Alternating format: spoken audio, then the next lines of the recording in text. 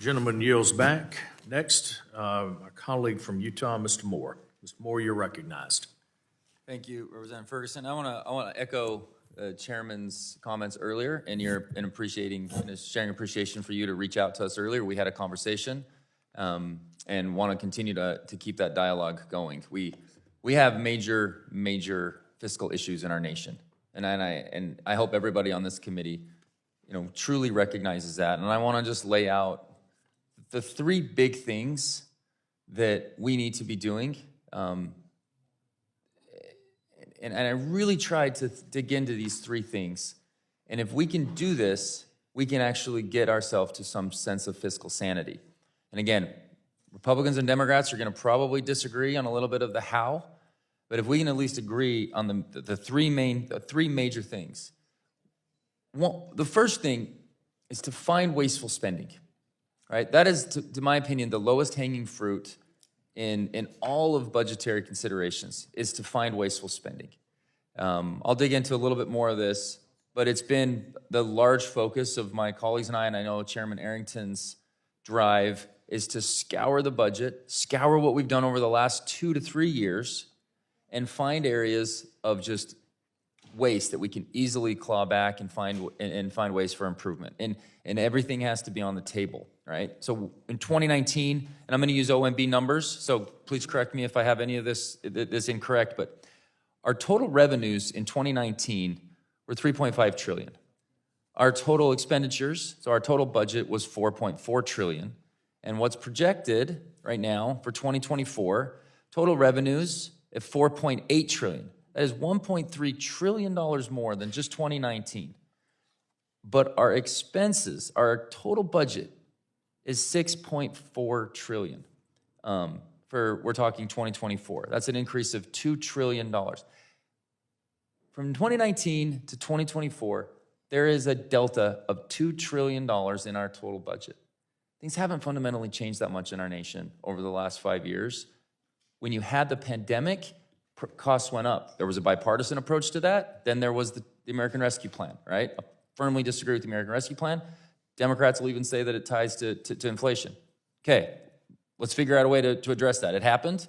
Wish it didn't happen, but it happened, and we need to come back at it. We have an opportunity to find waste in our budgeting. Number two is the participation rate. The area that I'm really passionate about, and it's something that Utah always has a really good approach to, is finding ways to lift people out of poverty. If you're born in the lower 20% of socioeconomic numbers, status, you have the best opportunity in Utah to get into the top 20%. It's probably the thing I'm most proud about from being from my state. And it's because we incentivize work. We show the dignity of work is what builds lives. And we're not seeing that right now with what President Biden's doing.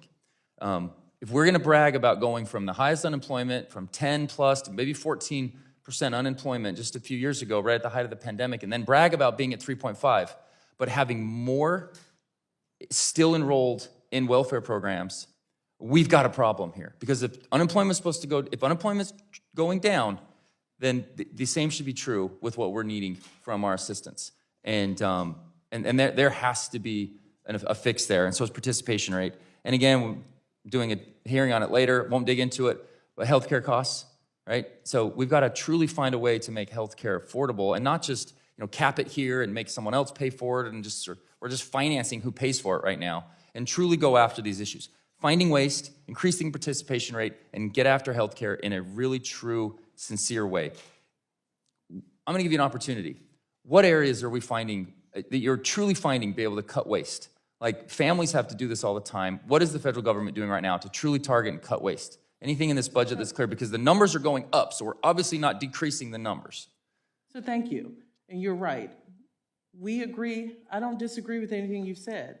Where we have disagreement on what we consider wasteful, how you get people back into the labor market. So we do have disagreements there. I will point out something I pointed out earlier on that we have a choice about. We close loopholes, for example, oil and gas companies. That loophole closure saves $31 billion. The choice is, would you rather do that, would you rather cut some of these programs we've spent a lot of time talking about and non-defense discretionary? We save $160 billion for the taxpayers by negotiating drug prices, more of them and quicker than we did in the IRA in the budget. Thank you. We believe that that is also a place we should target for savings and pay pharma less money. Thank you. So we do have a difference. I'll have to reclaim because I'm actually over time now. But I just want to end, this is the highlight. We are saying we agree on the overall principle and where we're going, and it's the how about where we get there. I would just encourage us to look at the success we've had. Our revenues are up. They're at historic highs. You can't not look at Tax Cut and Jobs Act and not say that contributed. We keep companies here. We keep them competitive globally. We grow our revenue. We have to find areas of waste and getting people back to work. Thank you.